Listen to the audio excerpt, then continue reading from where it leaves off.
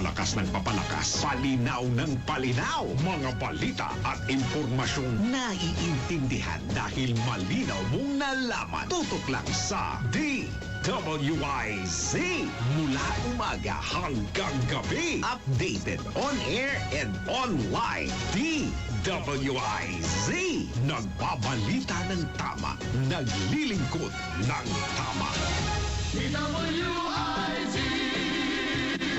Todo Balita, Lunes hanggang Sabado, dito sa DWIZ-FM 89.3, News Radio Dagupan. Cherish the memories of your departed loved ones at Eternal Gardens Dagupan. It is a heavenly oasis where the beauty of nature intertwines with cherished memories, creating a serene moment to honor those who have passed on. Invest now. Wise spending is part of wise investing. For more information, visit www.eternalgardens.ph. Todo Balita.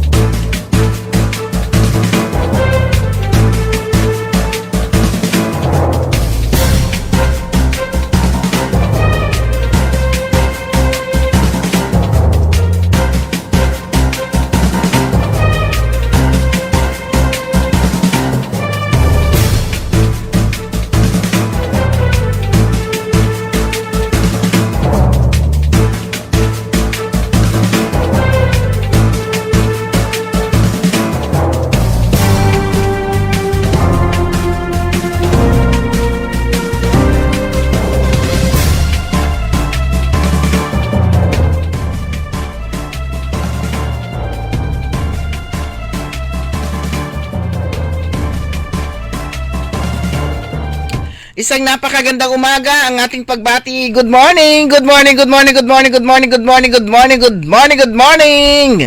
Magandang umaga po sa inyo lahat. Araw po ngayon ng Friday at ngayon ay Friday the 13th. February 13, araw po ng Biyernes at oras na po natin programang Todo Balita at Komentaryo.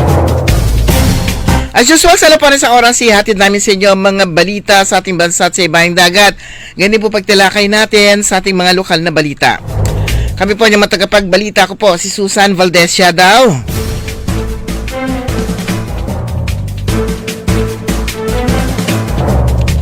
Kantabay natin sa technical side, si Ka Edwin Inong.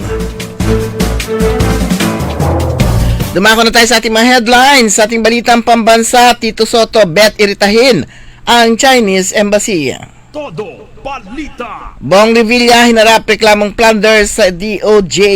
Todo Balita. Dalawang bahay sa Makati sinalakay na NBI atong ang 20 million ang patong sa ulo. Todo Balita. Robin Padilla ni Res Bacan sa hanas na week ang kabataan ngayon. Todo Balita. Sa ating balita sa ibayong dagat, isang eskwelahan ni Ratrat gamit ang nakaw na baril. Hepe patay, 2 ang duguan. Todo Balita.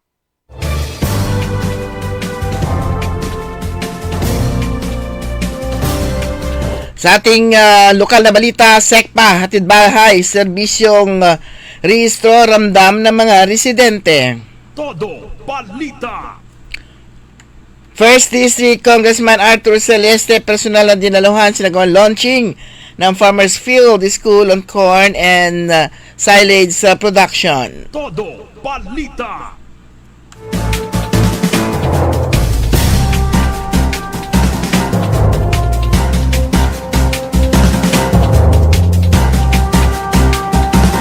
At ngayon sa detalye ng ating mga balita.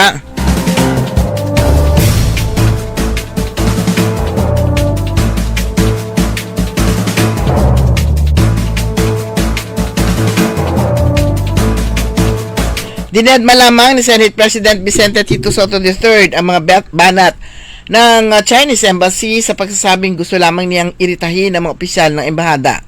Una rito, binanggit ni Soto na tila gustong patahimikin ng Chinese Embassy ang Senado matapos tumindig ang mga senador sa usapin sa West Philippine Sea at banata ng China. Nagugat ang bangayan ng Senado at Chinese Embassy sa Senate Resolution 256 kung saan kinundina ng mga senador ang embahada dahil sa mga pahayag laban sa opisyal ng Philippine government na nanindigan sa West Philippine Sea.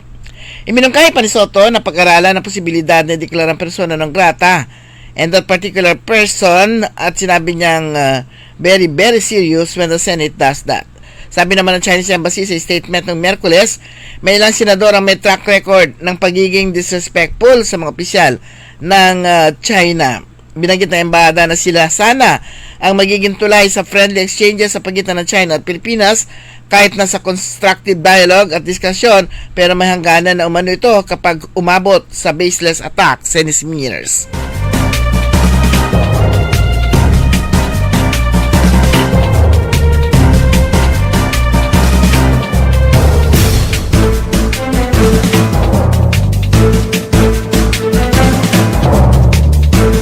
Nagpagawa ng affidavit si dating President Legislative Liaison Office PLLO Chief Undersecretary Adrian Bersamin upang maging alas laban kay Pangulong Ferdinand Bongbong Marcos Jr. sakaling gawin itong fall guy sa flood control scandal ayon kay Caloocan City Representative Edgar Erice.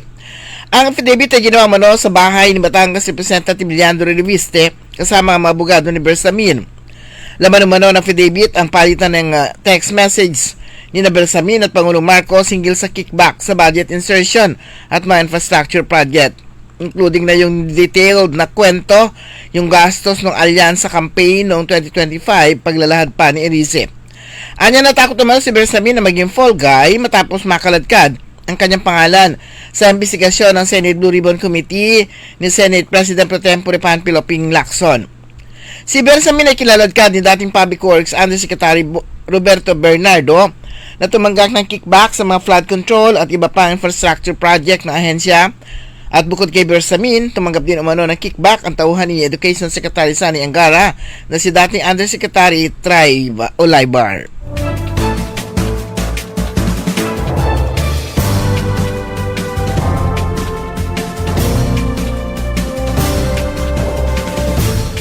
Personal na dumalo sa Department of Justice si dating Senador Ramon Bong Revilla Jr. upang sagutin ang reklamong plunder kaugnay ng umano'y maanumalyang flood control project sa Bulacan. Banda 1:00 ng hapon nang ihatid mula sa New Quezon City Jail ang dating mambabatas para sa isinasagawang preliminary investigation ng DOJ. Ang kaso ay sinampa ng National Bureau of Investigation kung saan idinadawit si Revilla kasama ang ilang dating opisyal ng Department of Public Works and Highways na sina Roberto Bernardo, Gerard Opolencia at Henry Alcantara. Ang tatlong opisyal ay kasalukuyan nasa ilalim ng Witness Protection Program at tumatayong state witness laban sa dating senador.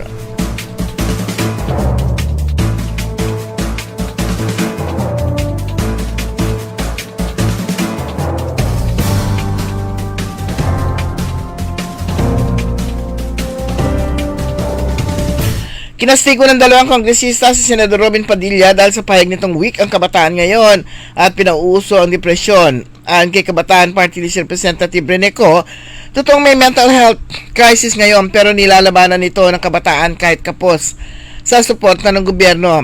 Bakit niya sisisihin ng kabataan sa problema na kagagawa ng gobyerno na di nila masolusyonan? At least lumalaban ng kabataan, di Nico. Sabi naman ni Gabriela Party List Representative Sara Eliago, kahit nung kabataan ni Padilla, namamayani rin ang problema sa mental health, pero hindi lang ito naisa sa publiko. Ang depresyon at iba pang suliranin sa kalusugan ay hindi imbento ng bagong henerasyon. Matagal na ito umiiral, ngunit noon ay nababalot lamang ng katahimikan, stigma at kakulangan ng kaalaman.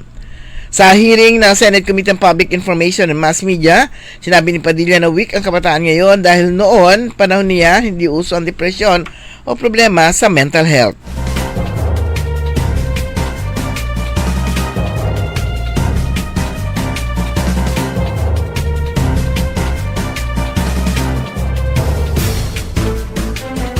Itinaas ng Department of Interior and Local Government o DILG sa 20 milyon ang pabuya sa sino mga makapagbibigay ng impormasyon sa ikaka-aresto ng puganting negosyanteng si Charlie Atong Ang na may 3 arrest warrant kaugnay ng kaso ng mga nawawalang sabungero. Naglabas naman ang Philippine National Police Criminal Investigation and Detection Group o CIDG ng bagong wanted poster at ang bagong pabuya laban sa ikaka-aresto ng negosyante. Sinubukan namang isilbi ng matauhan ng National Bureau of Investigation ng Organized Transnational Crime Division o NBI-OTCD ang arrest warrant laban kay Ang sa 2 property sa isang exclusive subdivision sa Makati City. Ang mga nasabing bahay ay umano'y nakapangalan sa mga anak ni Ang. Sumalubog sa mga otoridad ang ilang tauhan ng 2 bahay pero agad ding dumating ang mga abogado ng negosyante. Mag-alas 11 ng umaga na makapasok ang NBI-OTCD kung saan sinuyod ang 2 properties pero wala si Ang. Kasama rin na pumasok sa loob ng mga bahay ang mga gwardiya ng village para may witness sa pag-serve ng arrest warrant. Nagpalipad din ng drone ang NBI pero bigong makita si Ang. Kinumpirma naman ni Atty. Gabriel Villarreal, abogado ni Ang, na nag-issue ng warrant ang San Pablo RTC Laguna para sa kasong kidnapping and serious legal detention o illegal detention. Noong nakaraan, ipinagpaliban muna ng korte ang pag-aresto matapos magsampa ang kampo ni Ang ng motion to suspend proceedings.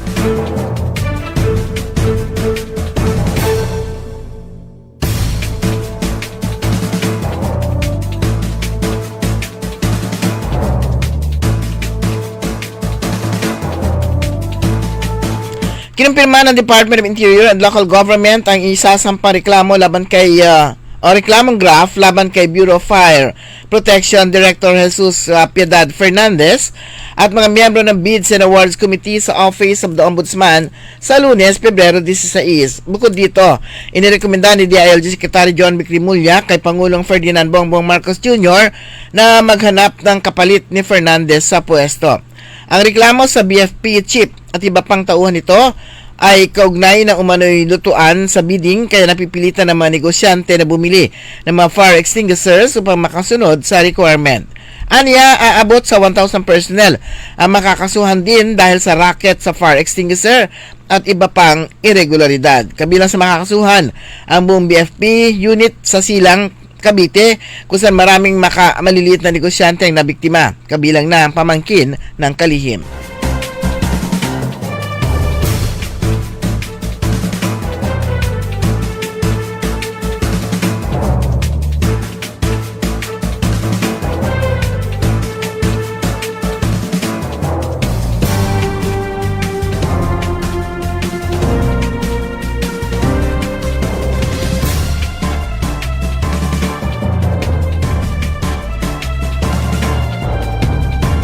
Sa ating balita sa Ibayong Dagat, viral sa social media ang video ng isang dayuhang lalaki habang sinisipa ang isang Pilipina sa loob ng isang kilalang mall sa Singapore noong Pebrero 8. Makikita sa video na nagkaroon muna ng pagtatalo ng dalawa bago sipain ng lalaki ang babae dahilan upang pareho silang matumba. Tinangka pa umano siyang sipain muli na lalaki pero nakaiwas ang biktima at agad ding umawat ang ibang mall goer. Kinumpirma ng Department of Migrant Workers na nakausap na ng Labor Attaché sa Singapore ang overseas Filipino worker at tiniyak ang pagbibigay ng kaukulang tulong kabilang ang medical assistance at legal support para sa posibleng pagsasampa ng reklamo. Naglabas din ng payag ang Philippine Embassy sa Singapore noong Pebrero 11 na nakikipag-ugnayan na ito sa biktima sa pamamagitan ng Migrant Workers Office at OWA upang matiyak ang kanyang kaligtasan at kapakanan. Inaalam na rin ang pagkakakilanlan at citizenship ng suspect.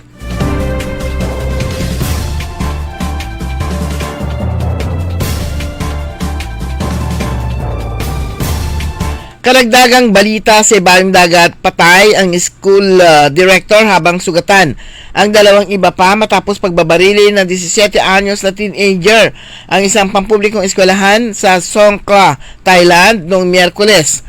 Ayon sa ulat, ninakaw ng suspect ang baril mula sa isang pulis bago pumasok sa paaralan pasado alas 4 ng hapon pagkatapos ng klase ng mga estudyante. Gayunman ang hostage ang suspect ng ilang tao sa loob ng 2 oras. Nasugatan din ng pulis ang suspect sa palitan ng putok sa patong Pratankiriwat School sa Songkhla Province bago siya madakip matapos ang pag-hostage nito. Samantala, nasugatan ng isang estudyante sa tama ng bala at isa pa habang tumatalon para makatakas. Kapwa ligtas na mga ito, ayon sa ulat. Natuklas na naman na may history ng drug abuse at mental health issue ang suspect. Patuloy ang investigasyon sa motibo ng insidente.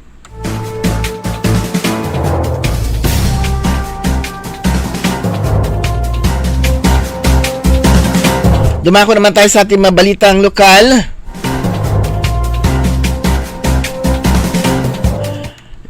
Noong Miyerkules, Pebrero 10, ngiti at pasasalamat ang hatid sa 20 benepisyaryo ng personal na hatid sa kanilang tahanan ng kanilang birth certificate sa security paper o insecurity paper o SECPA sa ilalim ng Birth Registration Assistance Project o BIRAP sa pakikipagtulungan ng Philippine Statistics. Libre at walang anumang gastos ang serbisyong ito na late registration of birth para sa mga residente ng Tampog, Wawa, Amangkusiling, Norte, Bungato West, Bacnono, Benlag 2nd, Katuray at Sanlibo. Hindi na pumila at hindi na bumiyahe, serbisyo na mismo ang lumapit sa kanila. Noong Pebrero 11, 2026 naman, dinagsara mga magulang at senior citizen ng programang Your Name, Your Right sa Barangay Batangkawa. Pinangunahan ni Punong Barangay Honorable Santillan Abalos ang pagbati, habang binahagi naman Local Civil Registrar Ismael Malikdom Jr. ang mahalagang kaalaman tungkol sa batas sa rehistro at pinakabagong PSA updates.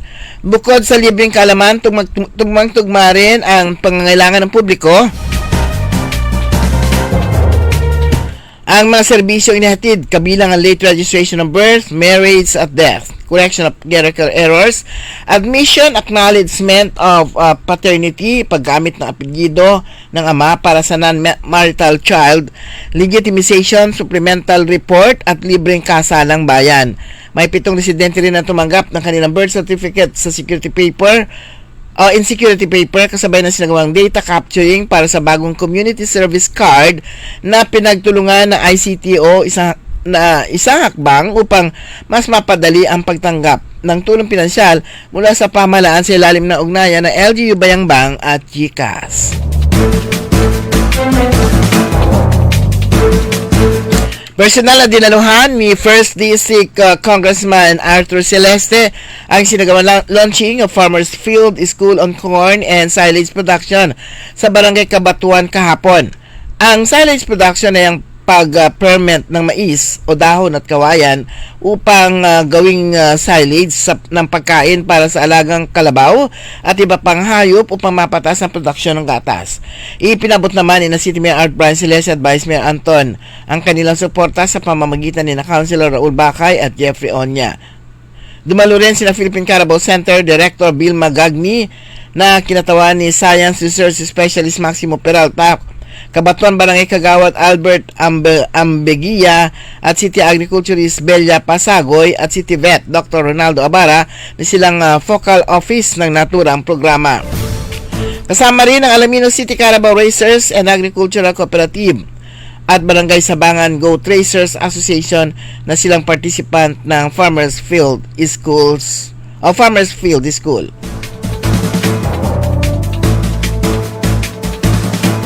Samantala, sa bayan pa rin ng Bayambang, isang IDU, isang pangarap, 71 couples pinagbuklod ng pag-ibig sa Mass Wedding 2026 ng Bayambang. Hindi lang palakpakan kundi masasaya at matatamis na ngiti ang bumungad sa Balon Bayambang Event Center kahapon, Pebrero 12, ng sabay-sabay nabigkasin ng 71 magkasintahan ng matamis na salitang I do sa ginanap na Mass Wedding 2026 ng Pamahalang Bayan ng Bayambang. Isinagawa ang programa sa pamamagitan ng Local Civil Registry Office sa pamumuno ni Municipal Civil Registrar Ismael Malikdom Jr. na siya ring nagbigay ng pambungad na mensahe. Pinangunahan ni Mayor Nino Sekyambao ang naturang seremonya bilang solemnizing officer at siya ay nagbigay ng kanyang espesyal na mensahe. Payo niya sa mga bagong kasal, in moments of doubt, be their certainty, in moments of weakness, be their unyielding strength. Do not just strive to be right, strive to be the peace and refuge and the anchor that your partner can always come home to. Layunin ng programang ito na mabigyan ng pagkakataon ng mga magkasintahan na gawing legal at makabuluhan ang kanilang pagsasama ng libre sa isang simple ngunit espesyal na seremonya. Naging masaya lalo ang naturang seremonya sa mga binigay na regalo ni na Mayor Nina na nagbigay ng 3,000 cash prize gift at si Vice Mayor IC na nagbigay din na regalo na magagamit ng bawat bagong kasal. Umuwi ang mga mag-asawa na may bagong apelido, bagong simula at iisang pangakong aalagaan ang pagmamahal ang pinagtibay, hindi lang ng pirma kundi ng puso at ang Diyos ang nasa sentro.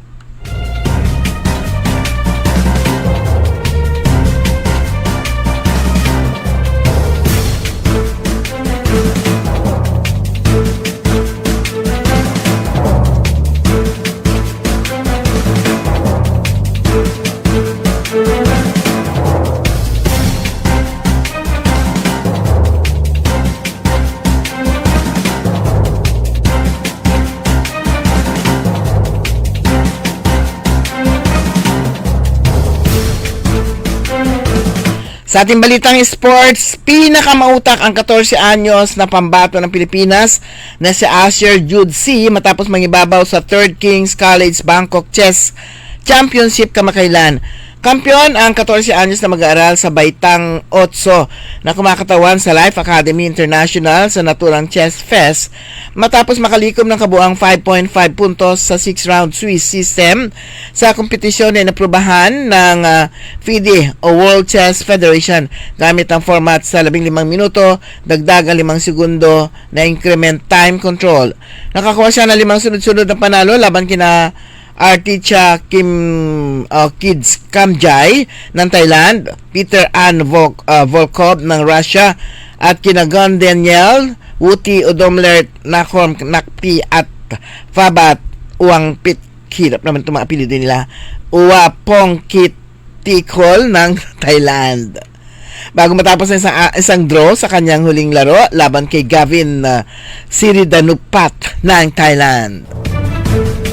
Sumanya kabuuan ng ating newscast sa ating Todo Balita at Komentaryo. Nyo pong tagapagbalita. Ako po, si Susan Valdez Siadaw. Ang tabay po natin sa technical side, si Ka Edwin Inong. Oras, ganap ng alas 5:25. Babalik tayo pagkatapos po lamang ng ilang paalala. Nakikita pa ba ang pagmamano sa mga Pilipino ngayon, lalo na sa mga kabataan ngayon? Meron siguro, pero yung iba, inuutusan pa. Huwag sanang mawala ang tradisyong ito na nagpapakita ng paggalang sa nakatatanda. Atin ito, Pinoy ito. Kapag nakakita ng kabataan, paalalahanan at tanungin, nagmano ka na ba? Isang paalaala para walang makalimot. Hatid ng ALC Group of Companies, Aliw Broadcasting Corporation, Station DWIZ News Nationwide, DWIZ News FM Regional Group, Home Radio 97.9, Aliw Channel 23, Philippines Graphics, Cook, Plan Bank, Business Mirror, Filipino Mirror, Brown Madonna Press Inc., City State Savings Bank, AAA Southeast Equities Inc., Filipinas Pawn Shop, at ng Sandari Batulao. Hoy mga suki, hanap nyo ba ay mga murang bilihin, malinis at sariwang pagkain sa pang-araw-araw at handaan tuwing may okasyon? May suggestion kami sa iyo. Tayo na sa Macador Market na kung saan inyong mabibili ang mga mura, sariwa, malinis at ligtas na bilihin tulad ng karne ng baboy at baka, manok, isda, gulay at iba-ibang sangkap sa pagkain. Matatagpuan din sa Macador Market ang dry goods, groceries, eateries at fruit section. Kaya ano pang hinihintay nyo? Gawing bongga ang handa mo everyday with Macador Market. Macador Market is open from 4 a.m. to 8 p.m. Visit us at Macador Market, Galvan Street at Zamora Street sa downtown, Dagupan City. Mahal, magtanim nga tayo ng puno dun sa may tore. Naku mahal, bawal daw magtanim ng mga puno doon. Pwedeng makaapekto yan sa daloy ng kuryente at magdulot ng brownout. Kanino mo naman nalaman ang mga yan? Hello po, ako si Linoy. Tama si Nanay. Kahit ang konting pagsagi lamang ng mga dahon o sanga ng puno sa linya ay maaari nang makaapekto sa daloy ng kuryente. Gusto niyo bang mawala ng kuryente? Aba ayaw. Kapag nakakita ng ganitong gawain, i-report agad sa 0917-847-6427 o 0918-847-6427. Isang paalala mula sa NGC. Magandang araw po sa ating lahat, sa ating mga bisita. Inaanyayahan ko po kayo sa aming lungsod ng Alaminos para po mabisita at ma-experience ang ating mas pinagandang 100 Islands. Marami na pong pagbabago sa ating mga isla at sana makita namin kayo dito sa aming lungsod para po makapag-swimming, makapag-enjoy kasama ang inyong barkada at ang inyong pamilya. Tara na! Dito sa Alaminos City para sa ating 100 Islands. Ang patuloy na pagpapaganda sa 100 Islands National Park at lungsod ng Alaminos ay pinangungunahan ni Mayor Art Brian Celeste. DWIZ Susan Yaraw Sa Todo Balita.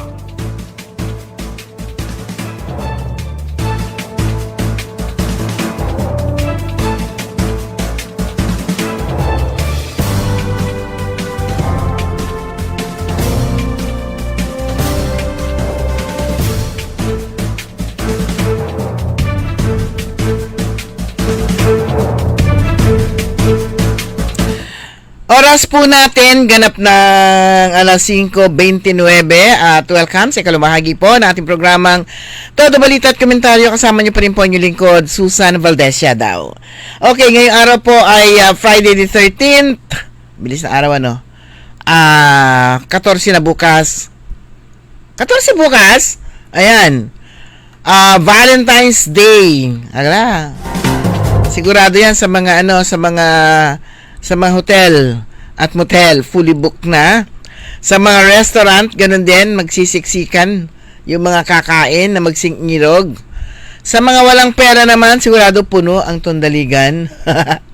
Mamamasyal na lang sila kasi libre. Ayan. Libre. Yung mga ganyan na lang na yung mas mura. Ayan. Basta meron, basta yung magkakasama yung magsingirog. Ayan, masaya na sila. Okay, bukas din po, narito yung narito po yung schedule ng pagdating ng labi ni Speaker JDB. Ayan. Bukas sa Sabado, alas 8 ng umaga, inaasahan, Sabado, Febrero 14, inaasahan ang pagdating at sasalubungin sa Karanglaan Mayumbo Road papuntang Plaza for necrological service. Pwedeng sumabay na maglakad ang sino man na nais makiramay. Parang libing na rin yun, Pero kaya pala, kaya kahapon, nagtataka ako bakit diyan yung isasara yung traffic bukas. Ayun, sumismod dun sa kaed yun yung pagpasok ng Dagupan kasi Karanglaan, Kalasyaw. So pag yung Karanglaan kasi yun yung pagpasok na ng Dagupan, 4th district na yon. So doon sasalubungin, inaasahan alas 8 ng umaga si Speaker yung labi po ni Speaker JDV. So pwede raw sumabay, maglakad ang sino man na nais makiramay. Alas 10 ng umaga naman ang necrological program at public viewing sa Dagupan City Plaza. So tatagal ito naman 2 oras. Kung 10, 12, inaasahan hanggang alas 12. Kung 2 oras, so siyempre yung proseso. Ang labi ni JDV ay ihihimlay sa simbahan Yabato sa Bunuan Gusot. Pasamantalang ihihimlay ang kanyang labi sa simbahan Yabato sa Bunuan Gusot, Dagupan City, Pebrero 14 at Pebrero 15. Yan po, Pebrero 15, birthday po yun ni Manay Gina de Venecia. So, bukas ito sa publiko anumang oras para sa pagdalaw. Yan, para sa lahat ng mga taga 4th District. Yan, bukas po itong simbahan Yabato. Bukas din yung ni JDV para sa anumang oras para sa pagdalaw. Sa Sabado at Linggo naman yung Vigil Mass para kay Speaker de Venecia ay gaganapin Pebrero 14 sa simbahan Yabato, ganap na alas 5 na hapon na pangungunahan ni Archbishop Socrates Villegas. Ganap na alas 4 naman ng hapon sa Linggo, Pebrero 15, idaraos sa isa pang Vigil Mass na pamumunuan ni Bishop Jesus Cabrera.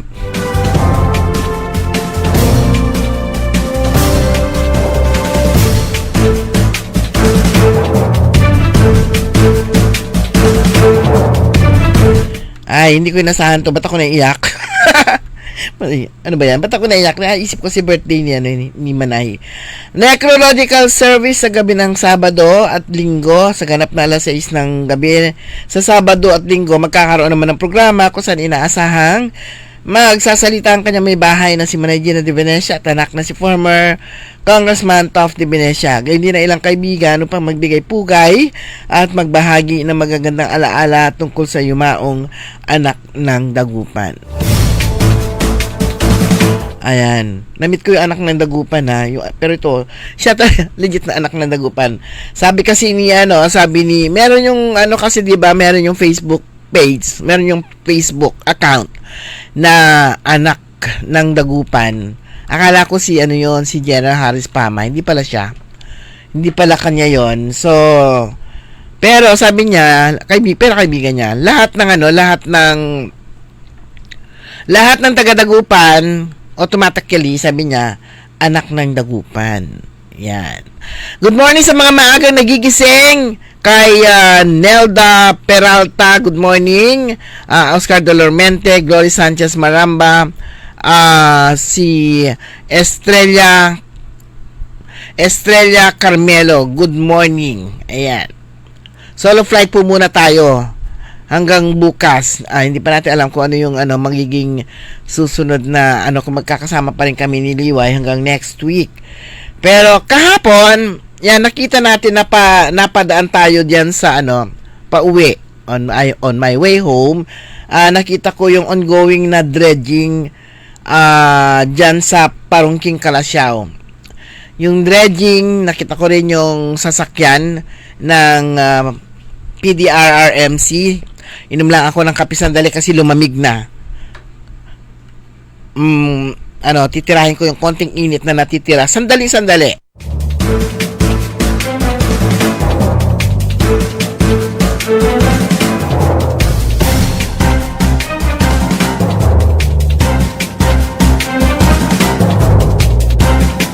Muntik na siya maging iced coffee. Lumamig na eh. Ayan, yung nga nakita nga natin yung yung ongoing dredging diyan sa Parungking Calasiao. Yung Parungking River. Ayun, itong ilog na to parang meron nga tayong nabasa na patay na itong ilog ng Parungking sa Calasiao 8 years ago. So, yun, naisbuhayin daw ito ng mga taga-barangay o ng barangay at ng solid waste management. Nung na-interview po natin, anong ibinalita ni Governor Gico na magkakaroon ng malawakang dredging sa lahat ng ilog, kasi river rehabilitation ito, sa lahat ng ilog sa Pangasinan. So sinimulan yun sa bunganga o mouth ng river. Ayan, nakipag-ugnayan muna ang provincial government sa mga mayors kung sa respeto sa nanunungkulan kung saan yung isasagawa nilang dreads. Nakapanayam din natin noon si Mayor Patrick Karamat at sabi nga niya excited siya dito nga sa balita na magsasagawa ng dredging ang provincial government at nag-usap na rin sila noon ni Governor Gico tungkol nga doon sa isasagawang project. So pagkatapos noon, wala na tayong nabalitaan. Pero parang namatay na yung issue. Pero yung issue lang po namatay. Parang namatay na yung tapos na. Pero yung issue lang ang namatay, tuloy-tuloy po yung programa. Kaya nga kahapon, nakita ko, taka muna, nadaanan nga natin kasi parang papasok na Dagupan, nakita ko sa sakyan doon, Pangasinan ng galing. Kaya tumigil muna tayo ng konti, nag-observe. At yun nga, nakita natin na isinasagawa na po yung pag-dredge dyan sa Parungking River sa Calasiao. At nung nakita ko rin doon sa yung papunta na papasok, talagang na siya umiksi na si kung kulang na lang masakop na siya ng mga residente itong ilog. Parang yung ilog wala na parang meron siyang tubig. Hindi siya tubig hindi siya tubig ilog. Parang kanal, itim yung kulay niya. At Ewan ko ba, yung mga bahay ba doon? Kasi ang lumit na si ilog eh. So tingin natin kapag yung equipment na nagde-dreads, parang mahirapan siyang pumasok. O kakayanin niya pitsido. Kumbaga sa one lane, hindi ka pwede may kasalubong. So yun yung tingin lang natin Pero good news ito para sa mga kasi ini-imagine natin pagbaha, wala na madaanan nga yung tubig. Walang madaanan yung tubig baha, kaya kung saan-saan siya, kung saan-saan dumadaan ang tubig baha, na yun yung nagiging dahilan ng pagbaha. Ano lang yun imagination lang natin. Yun yung nagiging cause nga ng pagbaha sa mga kabahayan. Yun. Pero kung meron silang dadaanan talagang tubig, yun yung dadaanan talaga nila, ayun, parang yung nakita ko yung pagdadress na parang wow, kapag nabibiktima ka ng baha, parang mabubuhayan ka ng loob. Although sinasabi rin naman nila ng provincial government na hindi ito ang 100% solution sa pagbaha. Pero yun yung unang hakbang. Ito pong kanilang isasagawang river rehabilitation program. Ito po yung unang hakbang para maiwasan po yung pagbaha. So yon, sige po, paspasan ninyo, Gobernador, paspasan ninyo habang wala pang magiging tag-init pa. Kasi kapag bagyo-bagyo na, siyempre makaka-apekto na rin yan sa isasagawa nilang sa pagbaha mamaya o yung continuation ng kanilang rehabilitation na ginagawa. Kapag bagyo-bagyo na, medyo mahirapan din sila. So, ito pong itong Parungking River, ang may kasaysayan nito na nahaharap sa environmental challenges. Naririnig na natin ito noon talagang yung mga taga Kalasyaw, taga Parungking, maraming mga projects sinasagawa diyan, tambangot ng saman. Maamoy mo, iba yung amoy. So iba meron pa sila nagtitrip yung planting ng mga flowers para mabango din yung yung maaamoy imbis na ang bangot. Pero hindi na siya mabaho. Kasi wala na, dead na. Wala nang parang hindi na siya existing Parang wala nang tubig na dumadaloy. So ito po, historically naharap ito sa environmental challenges kung saan natukoy ito bilang moderately to heavily polluted.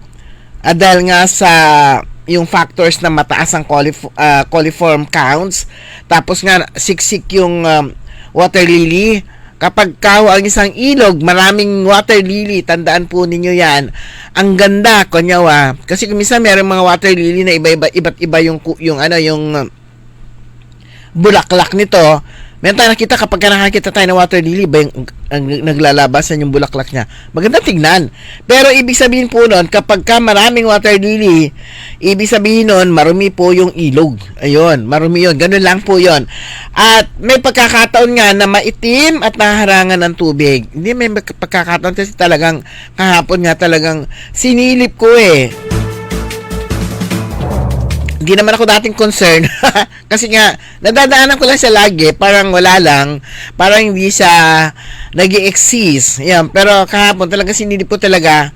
Andakat may andakat is natural, marutak, 'di ba? Kaya pagka nakita natin yung tubig bluish, kahit ngayon kapag greenish, madumi pa rin yun Nung naalala ko nung meron tayong dito river cruise dito sa Dagupan. Pag ang biyahe mo syempre papunta doon sa sa Dawol part, move ka papuntang north south. Basta doon sa yung makikita mo lang mga mangrove. Ako north and south doon papunta yun, doon sa bandang walang kabahayan, panay mga mga mangrove plants lang. Ang ganda ng tubig, kulay blue. Ayan, pero kung magpunta naman dito sa banda dito mga kabahayan, wala, dumay na nang mo, iba yung makikita mong iba yung makikita mong kapaligiran, hindi siya cool sa mata. Ayan, pero yung doon sa may makikita mo lang pa na yung mga mangrove na halaman, ang butulod mata, parang nakaka-relax. Ayan, at yung tubig nga, maganda yung tubig, makulay blue. Nung nagpunta nga kami sa Davao, ayan, Davao ba yun? yung merong river cruise din doon, o Bohol, lingunan ko lang. Bohol nga yata yun.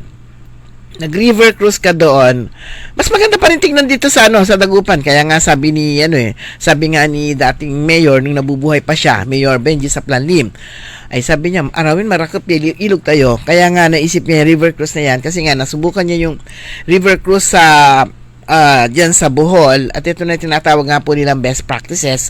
Kung ano yung meron sa ibang lugar, pwede mong i-adapt yan. Kaya nga po meron mga tinatawag po natin na benchmarking, kung ano po yung maganda sa isang LGU, sa isang lugar, ginagaya. Hindi lang kapag ginaya, sinosobrahan pa nila kung kaya nilang sobrahan. Yung iba, kung ano yung kaya nila, kinokopya kahit papano, at yung iba nga nangongopya, mas sinosobrahan pa nila. So yung tubig doon, sabi ko, bakit nagaganda na ako doon sa green, kasi mahilig talaga ako sa kulay green, na pag nakakakita ka ng bundok, nakakatuwa. Parang ang lamig sa mata. Basta, gabagabay ko yung nangnangan. Gusto ko nakikita ko green yung kapaligiran. Ang lamig sa mata. Parang ang ganda ng view. So, yung tubig, sabi ko, ang ganda, kulay green. Pero hindi naman siya yung green. Parang green na lumot, ganon. May nagsabi, kapag kulay green, madumi ang tubig. Mas maganda raw yung tubig. Ewan ko lang kung totoo yung sabi nung nagsabi na kapag ka daw green, marumi yung tubig. Mas ang maganda, kulay blue. Yung dito sa Dagupan, blue yun. Di ko lang alam kung hanggang ngayon, blue pa rin. Pero yung dito nga po sa Parungking, nakita nga natin, kulay itim. Yung kulay itim yung tubig. At hindi na siya dumadalo, stagnant na siya. Parang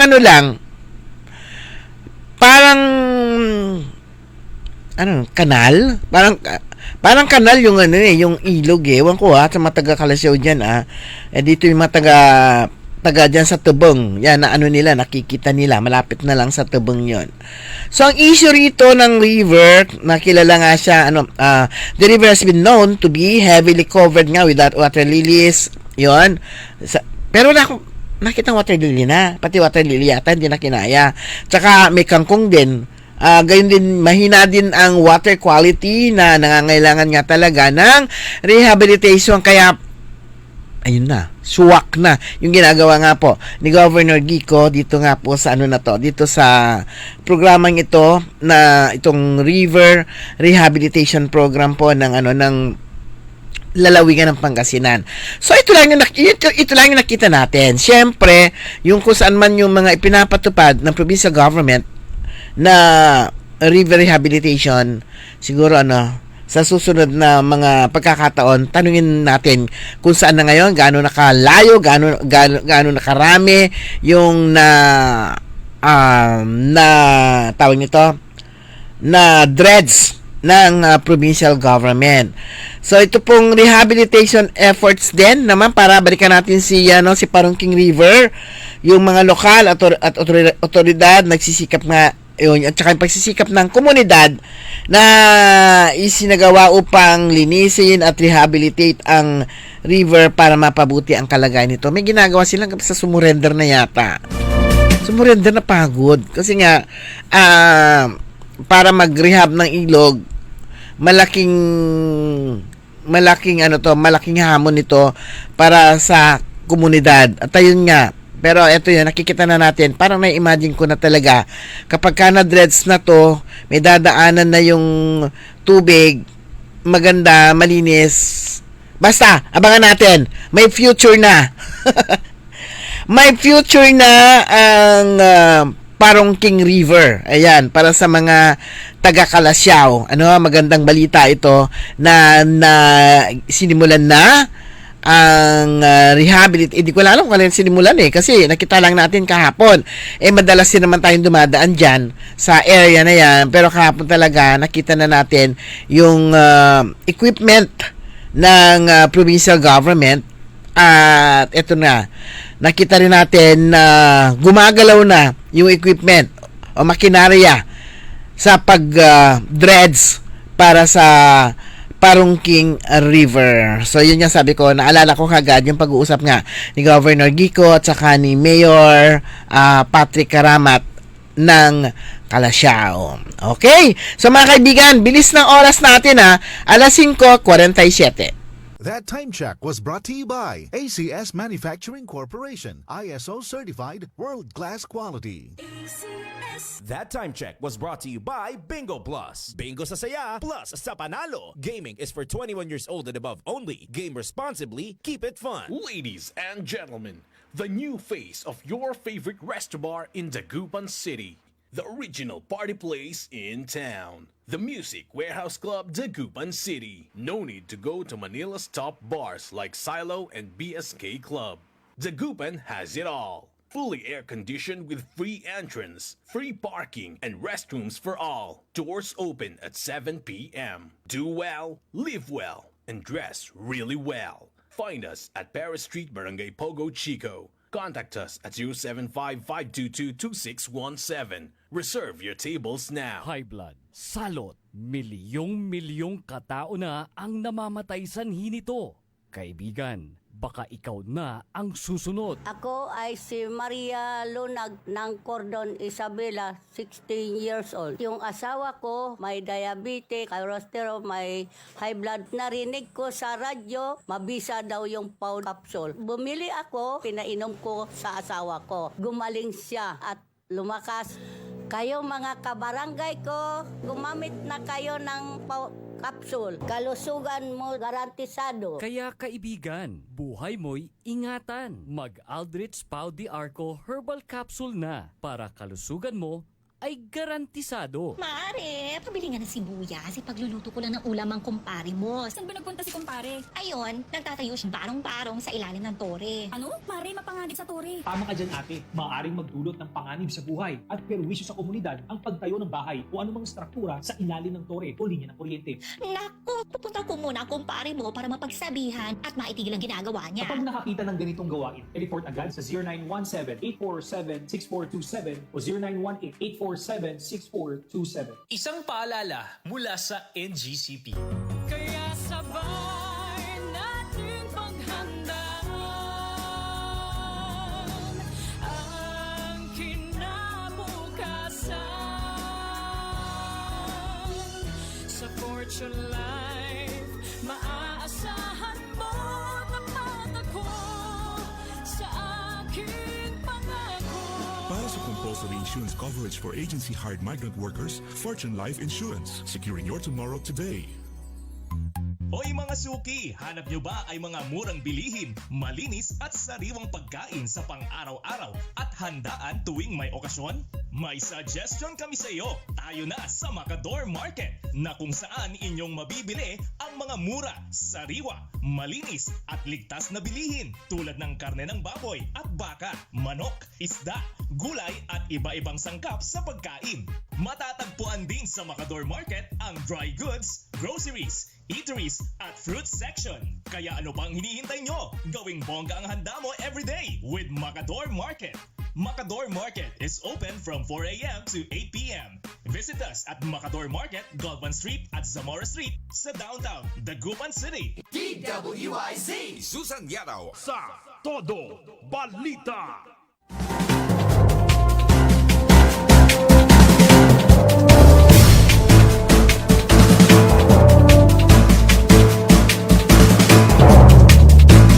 Meron pa tayong 9 na minuto na lang bago sumapit ang alas 6 ng umaga.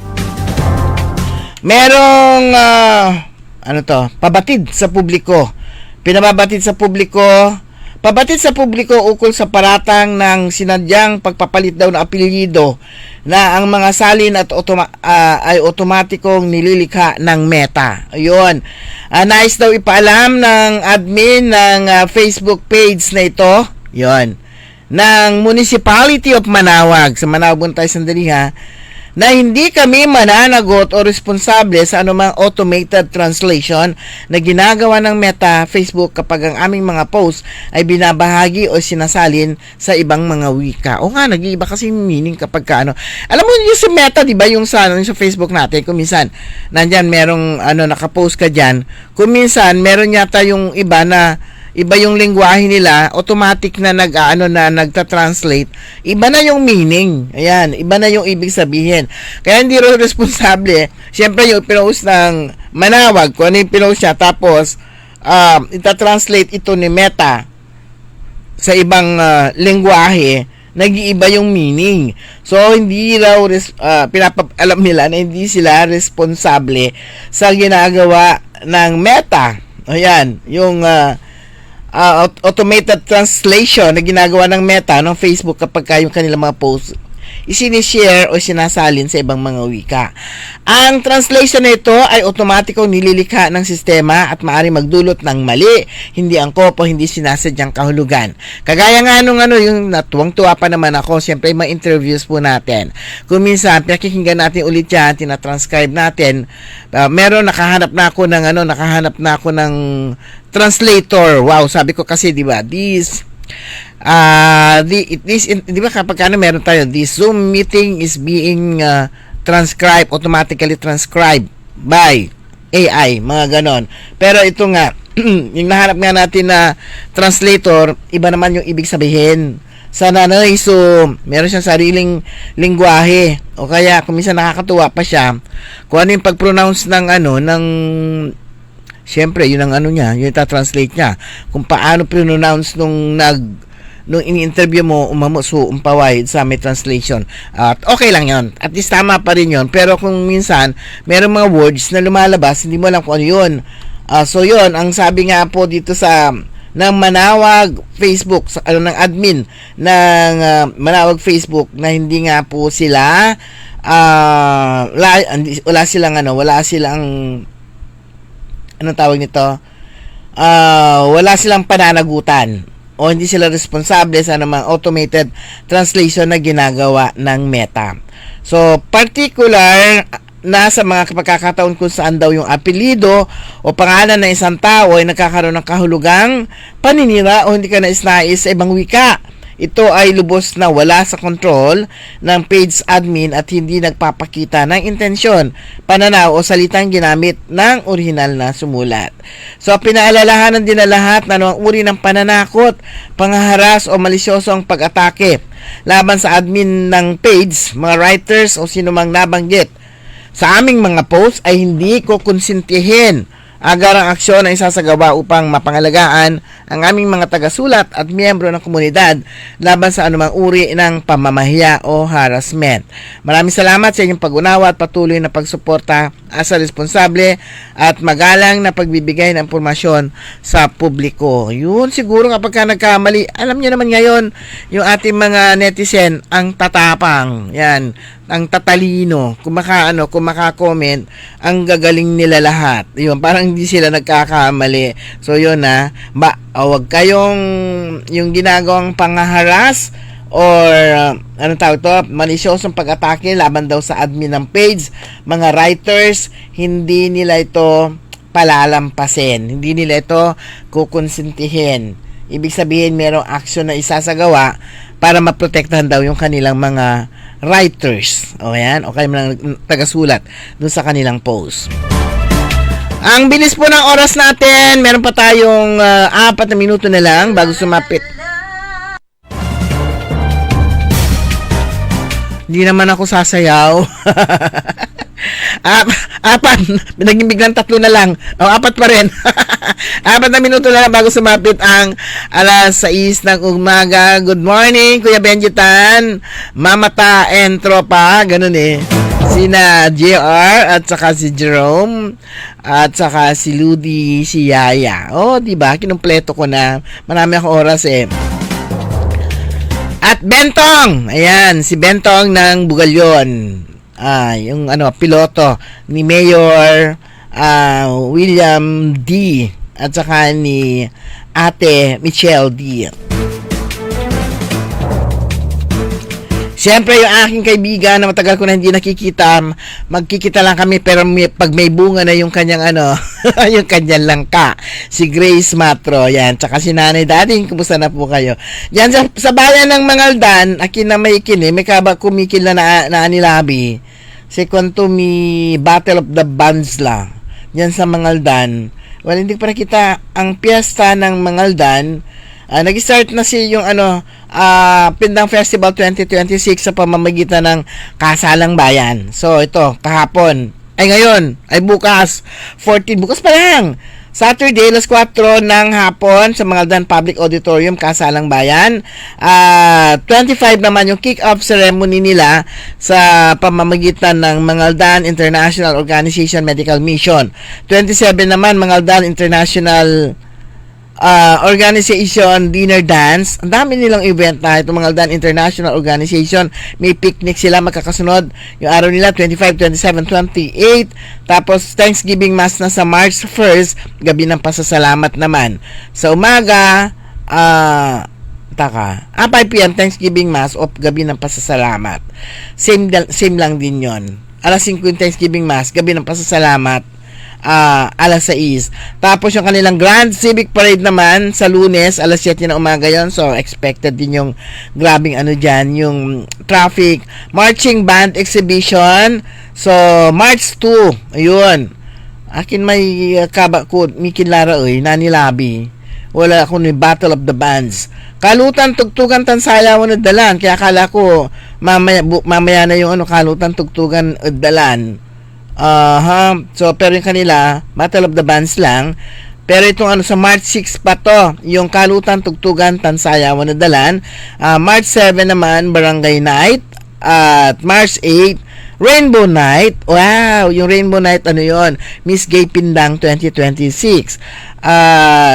March 9 yun yung Grand Raffle draw nila. Di tapos yung kanilang activity sa activity Pindang Festival 2026. Pero pag pumunta kayo dyan, iwasan nyo na muna yung sa bayan, kasi yung marami ng mga pwesto-pwesto, alam nyo na kapag ka-fiesta, yung mga nagtitinda ng kaldero at kung ano-ano pa, yung pagkakataon nila para kumita din, o yung kanilang baratilyo din.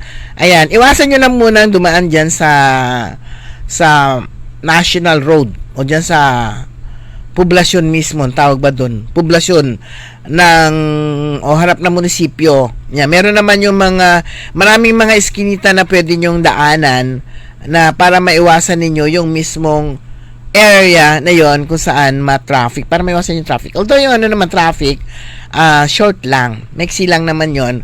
Pero para maiwasan yung kung nagmamadali kayo, di wag na kayo doon dumaan, Jessie Solueta, good morning din. At saka Sir Judil Cruz Beltran, good morning din. Yan, tsaka si Nelda Peralta at sa lahat na. Pero mga kaibigan ko, Benji, good morning ulit. Wala na po tayong sapat na oras. Ang tabayanan po ninyo, susunod agad. Early in the morning, makakasama ninyo si Karon Liway Iparagire. Programang to, Balita at Komentaryo. Kami po nyo nakasama sa technical side, si Ka Edwin Inong. At ako po nyo tagapagbalita, Susan Valdez. Magandang umaga po sa inyong lahat.